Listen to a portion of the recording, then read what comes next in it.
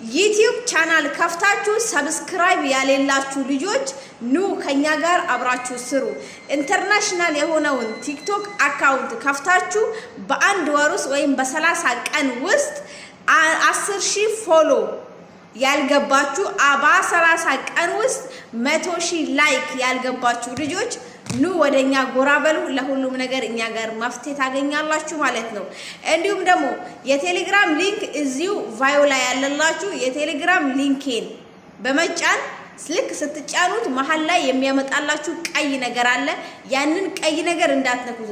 ጫፍ ላይ 3 ነጠብጣብ አለ። ያችን 3 ነጠብጣብ ስትነኩ ከታች 3 አይነት ጽሁፍ ያመጣላችኋል።